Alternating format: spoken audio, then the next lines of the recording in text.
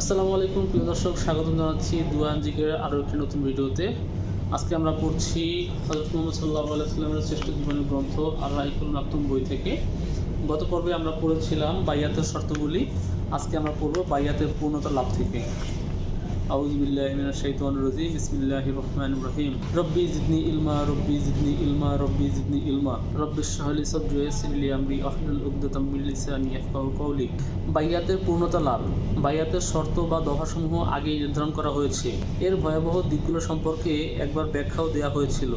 যখন এই অতিরিক্ত সতর্কতার কথা বলা হলো, তখন সকলের সমস্বরে বলে ওঠেন আসওয়াদ বিন জুররাহ। তখন সকলের সমস্বরে বলে উঠলেন, আসআদ বিন জুররাহ, নিজ হাত সরাও, আল্লাহর কসম, আমরা এই অঙ্গীকার ছাড়তে কিংবা ভঙ্গ করতে পারি না। উপস্থিত জনতার এই উত্তরে আসআদ বিন জুররাহ ভালোভাবে অবগত হওয়ার সুযোগ লাভ করলেন যে লোকেরা আল্লাহর রাসূলের জন্য কতটুকু ত্যাগ স্বীকার করতে প্রস্তুত রয়েছেন। প্রকৃতপক্ষে আসআদ বিন জুররাহ মুসআব বিন উমাইরের সাথে একযোগে মদিনায় ইসলাম প্রচারের কাজে লিপ্ত ছিলেন এবং সবচেয়ে বড় মুবাল্লিগ হিসেবে প্রসিদ্ধি লাভ করেছিলেন। এ কারণে স্বাভাবিকভাবে ধরে নেওয়া যায় তিনি অঙ্গীকার গ্রহণকারীদের নেতাও ছিলেন। ফলে তিনি সর্বপ্রথম অঙ্গীকার গ্রহণ করেছিলেন। এজন্য ইবনে ইসহাকের বর্ণনা রয়েছে, বনু নাজ্জার বলেছেন, আবু উমামা আসআদ বিন জুররাহ সর্বপ্রথম মানুষ যিনি রাসূল সাল্লাল্লাহু আলাইহি ওয়াসাল্লামের সঙ্গে হাত মিলিয়েছিলেন। আমার ধারণায় সম্ভবত আবুল হাইসাম ও বারারার সাথে বাইয়াতের পূর্বে যে কথাবার্তা হয়েছিল সেটাকেই মানুষ অঙ্গীকার বলে ধরে নিয়েছিল। অন্যথায় এ সময় সর্বপ্রথম আগে যাওয়ার অধিকার আসআদ ও জুররাই রয়েছে, আল্লাহই ভালো জানেন। এরপর সাধারণ অঙ্গীকার অনুষ্ঠিত হয়। জাবির রাদিয়াল্লাহু তাআলা আনহুর বর্ণনায় রয়েছে, আমরা একে একে দাঁড়ালাম আর নবী করিম সাল্লাল্লাহু আলাইহি ওয়াসাল্লাম আমাদের থেকে অঙ্গীকার গ্রহণ করলেন আর এর বিনিময়ে জান্নাতের সুসংবাদ প্রদান করলেন।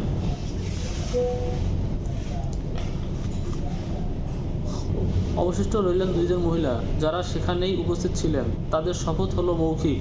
রাসূল সাল্লাল্লাহু আলাইহি ওয়াসাল্লাম কখনো পরনারীর সাথে কর্মর্দন করেননি। 12 জন নকিব। অঙ্গীকার পর্ব সম্পন্ন হলে রাসূল সাল্লাল্লাহু আলাইহি ওয়াসাল্লাম অঙ্গীকারবদ্ধ লোকদের মধ্যে 12 জন নেতা নির্বাচন করলেন।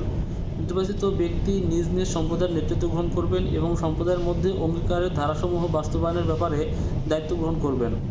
রাসূলুল্লাহ সাল্লাল্লাহু আলাইহি ওয়াসাল্লামের পক্ষ থেকে এরূপ ইঙ্গিত ছিল যে নিজেদের মধ্যে থেকে তারা এমন সব নেতা নির্বাচন করবেন যারা নিজ নিজ সম্প্রদায়ের সমস্যাগুলি সমাধানের ব্যাপারে যথার্থ ভূমিকা পালন করবেন।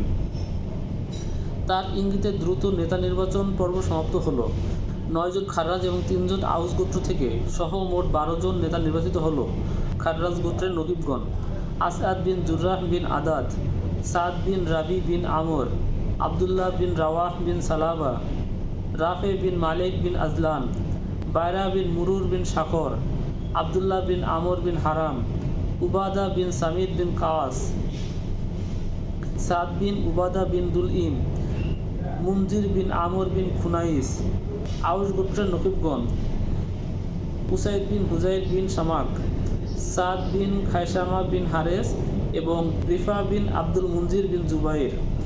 কেউ কেউ জুবাইরের পরিবর্তে জুনাইর বলেছেন। কোনো চরিত্রকার রিফার পরিবর্তে আবুল হাইসাম বিন তাইহানের নাম লিখেছেন।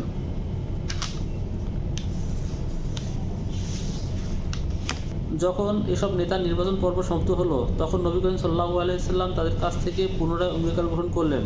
তিনি বললেন, ঈসা আলাইহিস সালামের পক্ষ থেকে যেভাবে হাওয়ারীদের উপর দায়িত্ব অর্পিত হয়েছিল, তেমনিভাবে আজ থেকে আপনাদের উপর আপন সম্প্রদায়ের দায়িত্ব অর্পিত হলো। আর আমার উপর দায়িত্বভার রইল পুরো মুসলিম জাতির। তারা সকলে এক বাক্যে বলে উঠলেন, জি, হ্যাঁ। যখন অঙ্গীকার সংক্রান্ত কার্যক্রম সম্পন্ন হয়ে গেল এবং লোকজনেরা নিজ নিজ গন্তব্যস্থান অভিমুখে রওনা হয়ে যাবেন, এমন সময় এক শয়তান ব্যাপারটি জেনে গেল।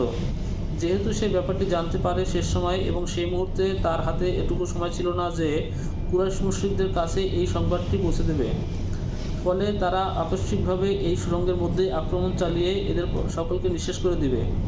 তাই শয়তান তাড়াতাড়ি পাহাড়ের একটি উঁচু স্থানে দাঁড়িয়ে এমন উচ্চকণ্ঠে ডাক দিল, হে তাবুওয়ালা, মুহাম্মদকে দেখো, বেদিনেরা এখন তার সঙ্গে রয়েছে।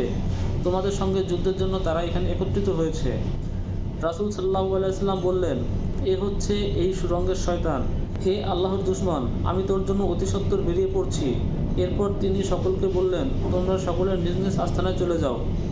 কুরাইশদের উপর আক্রমণের জন্য আনসারদের প্রস্তুতি।